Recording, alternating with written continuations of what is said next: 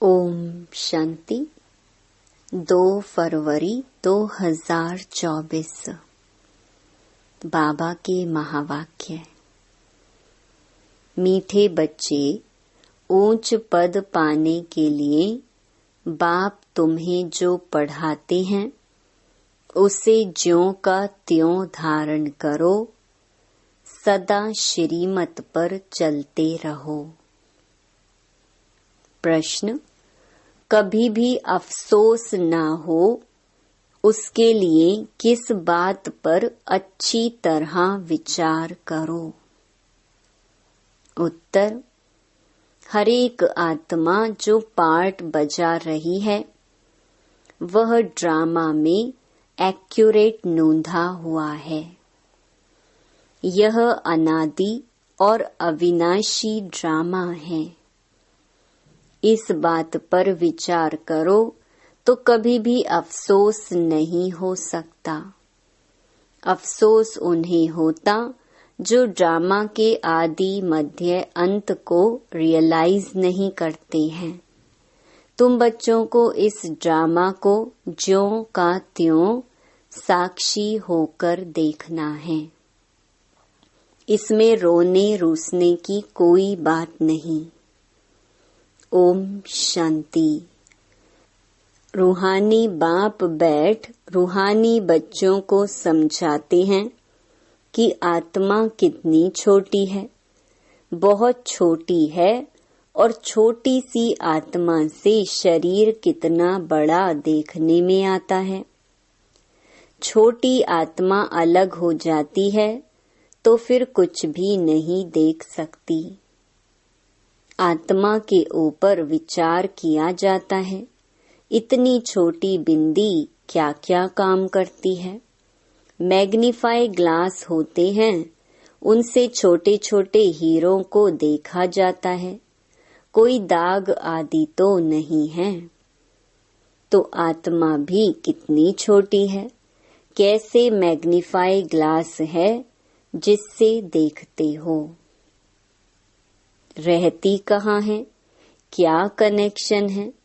इन आँखों से कितना बड़ा धरती आसमान देखने में आता है। बिंदी निकल जाने से कुछ नहीं रहता। जैसे बिंदी बाप वैसे बिंदी आत्मा। इतनी छोटी आत्मा प्योर इम्प्योर बनती है। यह बहुत विचार करने की बातें हैं, दूसरा कोई नहीं जानते। आत्मा क्या है, परमात्मा क्या है। इतनी छोटी आत्मा शरीर में रह क्या क्या बनाती है, क्या क्या देखती है। उस आत्मा में सारा पार्ट भरा हुआ है 84 का। कैसे वह काम करती है, वंडर है। इतनी छोटी सी बिंदी में 84 जन्मों का पार्ट नुंधा हुआ है। एक शरीर छोड़ दूसरा लेती है। शरीर से आत्मा निकल गई तो शरीर मर गया। कितना बड़ा शरीर है और कितनी छोटी आत्मा है। यह भी बाबा ने बहुत बार समझाया है कि मनुष्यों को कैसे पता पड़े कि यह सृष्टि का चक्र 5000 वर्ष बाद फिरता है। फलाना मरा, यह कोई नई बात नहीं। उनकी आत्मा ने यह शरीर छोड़ दूसरा लिया।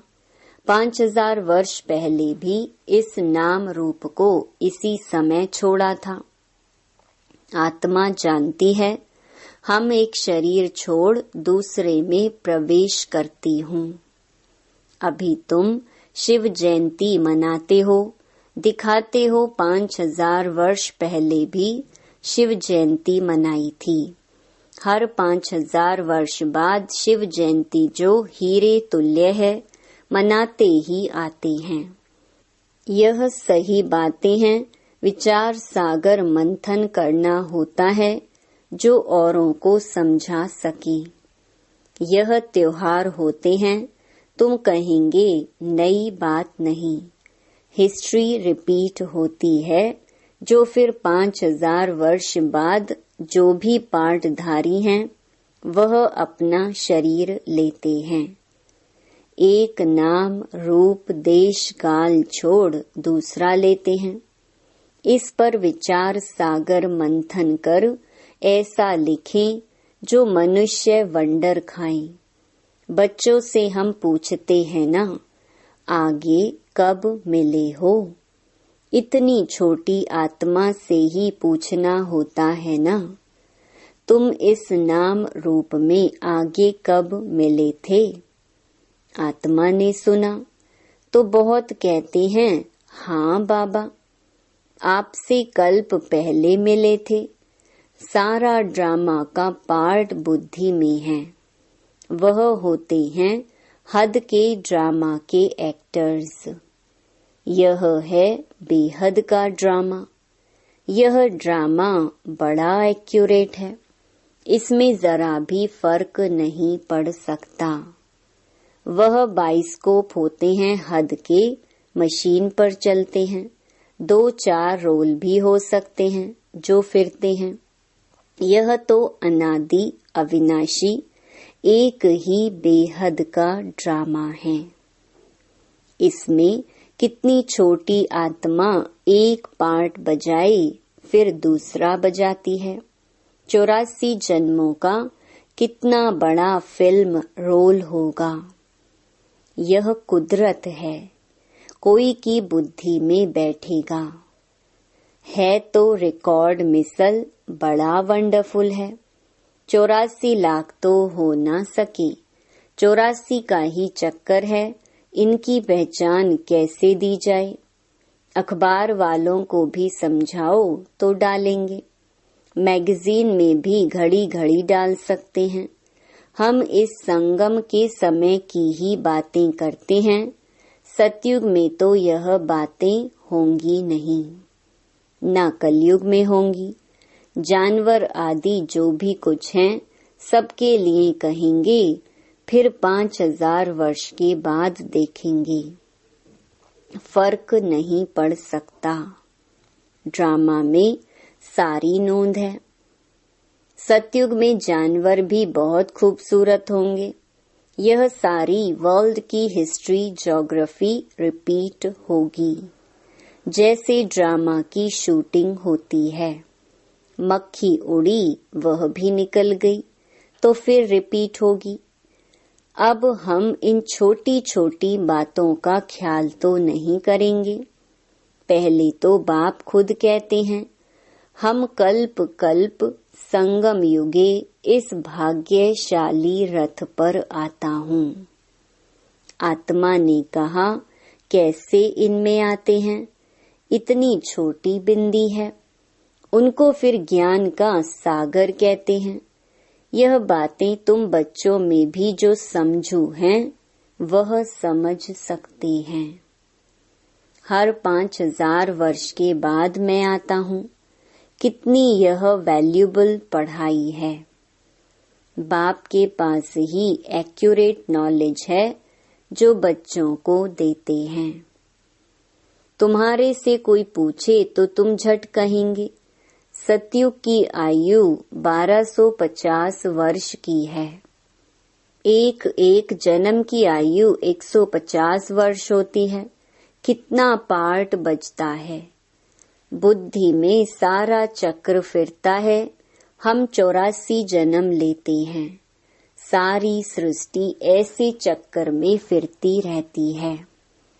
यह अनादि अविनाशी बना बनाया ड्रामा है। इसमें नई एडिशन हो नहीं सकती। गायन भी है, चिंता ताकी कीजिए जो अनहोनी होए। जो कुछ होता है ड्रामा में नोंद है। साक्षी होकर देखना पड़ता है। उस नाटक में कोई ऐसा पार्ट होता है तो जो कमजोर दिल वाले होते हैं वो रोने लग पड़ते हैं। है तो नाटक ना, यह रियल है। इसमें हर आत्मा अपना पार्ट बजाती है। ड्रामा कभी बंद नहीं होता है। इसमें रोने रूसने की कोई बात नहीं, कोई भी नई बात थोड़ी ही है। अफसोस उनको होता है जो ड्रामा के आदि मध्य अंत को रियलाइज नहीं करते। यह भी तुम जानते हो, इस समय जो हम इस ज्ञान से पद पाते हैं, चक्कर लगाकर फिर वही बनेंगे। यह बड़ी आश्चर्यवत विचार सागर मंथन करने की बातें हैं। कोई भी मनुष्य इन बातों को नहीं जानते। ऋषि मुनि भी कहते थे, हम रचता और रचना को नहीं जानते हैं। उनको क्या पता कि रचता इतनी छोटी बिंदी है, वही नई सृष्टि का रचता है। तुम बच्चों को पढ़ाते हैं, ज्ञान का सागर है। यह बातें तुम बच्चे ही समझाते हो। तुम थोड़े ही कहेंगे हम नहीं जानते हैं। तुमको बाप इस समय सब समझाते हैं। तुमको कोई भी बात में अफसोस करने की जरूरत नहीं। सदैव हर्षित रहना है। उस ड्रामा की फिल्म चलते चलते घिस जाएगी, पुरानी हो जाएगी, फिर बदली करेंगे, पुरानी को खलास कर देते हैं। यह तो बेहद का अविनाशी ड्रामा है। ऐसी ऐसी बातों पर विचार कर पक्का कर लेना चाहिए, यह ड्रामा है। हम बाप की श्रीमत पर चल पतित से पावन बन रहे हैं और कोई बात हो नहीं सकती जिससे हम पतित से पावन बन जाएं अथवा तमो प्रधान से सतो प्रधान बने। पार्ट बजाते बजाते हम सतो प्रधान से तमो प्रधान बने हैं, फिर सतो प्रधान बनना है। न आत्मा विनाश को पा सकती, न पार्ट विनाश को पा सकता। ऐसी ऐसी बातों पर कोई का विचार नहीं चलता।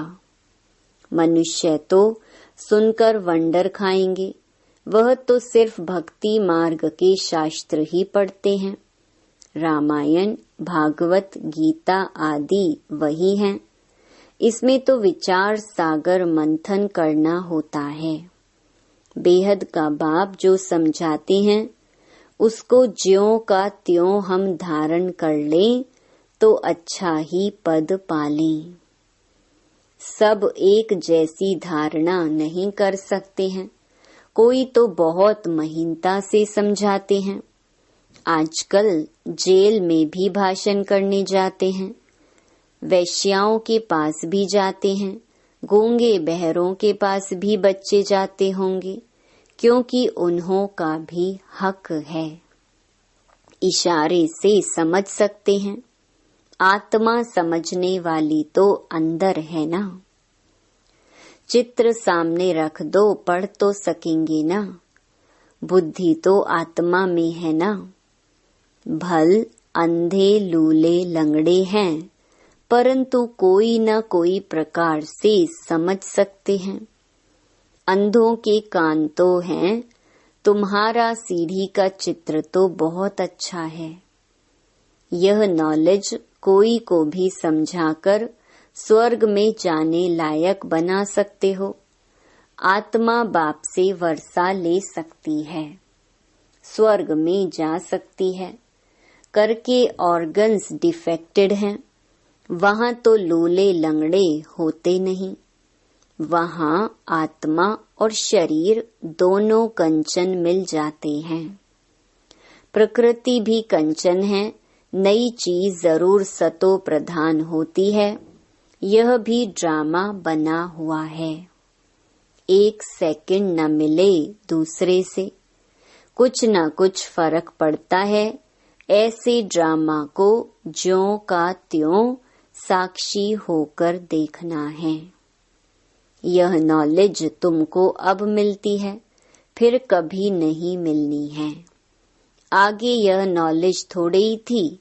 यह अनादि अविनाशी बना बनाया ड्रामा कहा जाता है।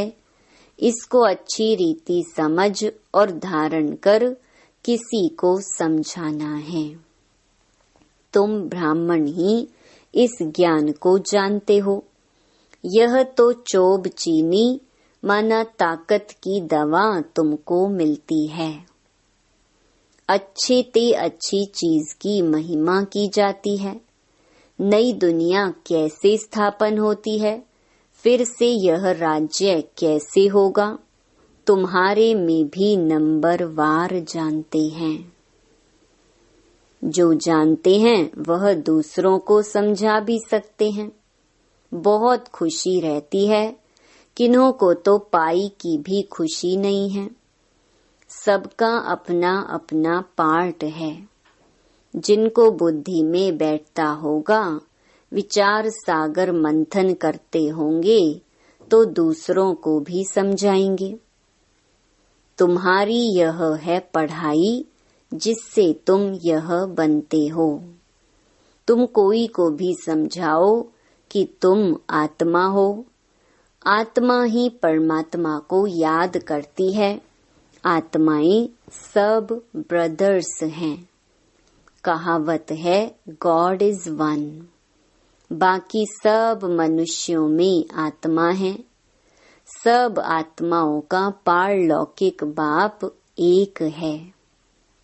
जो पक्के निश्चय बुद्धि होंगे उनको कोई फिरा नहीं सकते। कच्चे को जल्दी फिरा देंगे।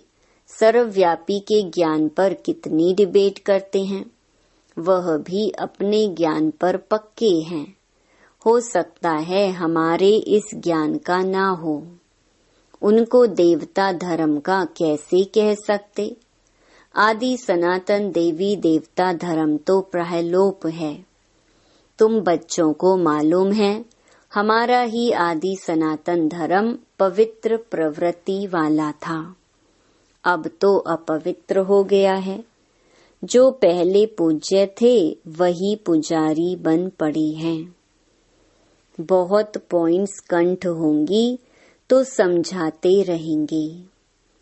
बाप तुमको समझाते हैं, तुम फिर औरों को समझाओ कि यह सृष्टि चक्र कैसे फिरता है। सिवाय तुम्हारे और कोई नहीं जानते।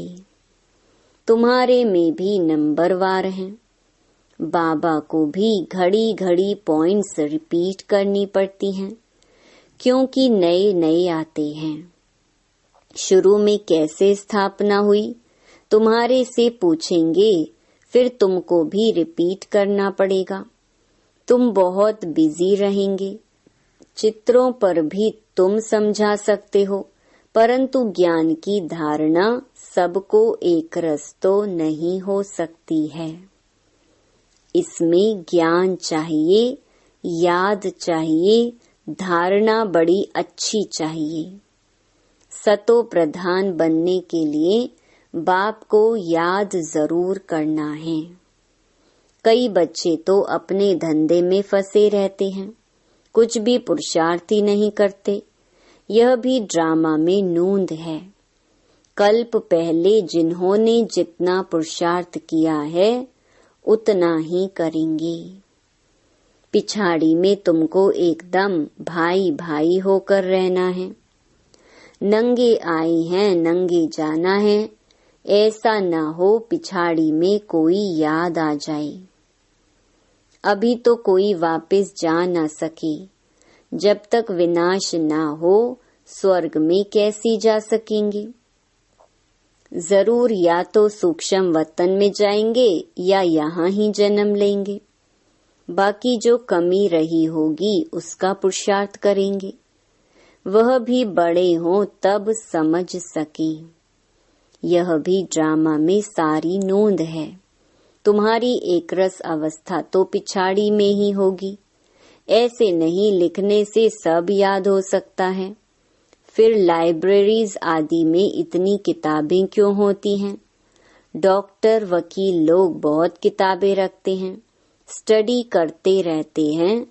वह मनुष्य के वकील बनते हैं। तुम आत्माएं आत्माओं के वकील बनती हो। आत्माएं आत्माओं को पढ़ाती हैं। वह है जिस्मानी पढ़ाई, यह है रूहानी पढ़ाई। इस रूहानी पढ़ाई से फिर 21 जन्म कभी भूल चूक नहीं होगी। माया के राज्य में बहुत भूल चूक होती रहती है, जिस कारण से सहन करना पड़ता है।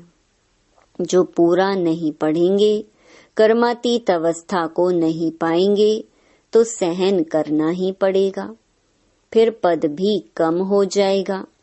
विचार सागर मंथन कर औरों को सुनाते रहेंगे, तब चिंतन चलेगा। बच्चे जानते हैं, कल्प पहले भी ऐसे बाप आया था जिसकी शिव जयंती मनाई जाती है। लड़ाई आदि की तो कोई बात नहीं, वह सब हैं शास्त्रों की बातें, यह पढ़ाई है। आमदनी में खुशी होती है। जिनको लाख होते हैं उनको जास्ती खुशी होती है। कोई लखपति भी होते हैं, कोई कखपति भी होते हैं, अर्थात थोड़े पैसे वाले भी होते हैं। तो जिसके पास जितने ज्ञान रतन होंगे उतनी खुशी भी होगी। अच्छा, मीठे मीठे सिकिलधे बच्चों प्रति माता पिता बाप दादा का याद प्यार और गुड मॉर्निंग। रूहानी बाप की रूहानी बच्चों को नमस्ते। धारणा के लिए मुख्य सार। पहला, विचार सागर मंथन कर स्वयं को ज्ञान रत्नों से भरपूर करना है। ड्रामा के राज को अच्छी रीति समझकर दूसरों को समझाना है। किसी भी बात में अफसोस ना कर सदा हर्षित रहना है। दूसरा, अपनी अवस्था बहुत काल से एकरस बनानी है, ताकि पिछाड़ी में एक बाप के सिवाय दूसरा कोई भी याद ना आए। अभ्यास करना है, हम भाई भाई हैं, अभी वापस जाते हैं। वरदान, अलबेलेपन की लहर को विदाई दे, सदा उमंग उत्साह में रहने वाली समझदार आत्मा भव। कई बच्चे दूसरों को देखकर स्वयं अलबेले हो जाते हैं। सोचते हैं ये तो होता ही है, चलता ही है। क्या एक ने ठोकर खाई तो उसे देखकर अलबेलेपन में आकर खुद भी ठोकर खाना, यह समझदारी है। बाप दादा को रहम आता है कि ऐसे अलबेले रहने वालों के लिए पश्चाताप की घड़ियां कितनी कठिन होंगी। इसलिए समझदार बन अलबेलेपन की लहर को, दूसरों को देखने की लहर को मन से विदाई दो। औरों को नहीं देखो, बाप को देखो। स्लोगन, वारिस क्वालिटी तैयार करो, तब प्रत्यक्षता का नगाड़ा बजेगा। ओम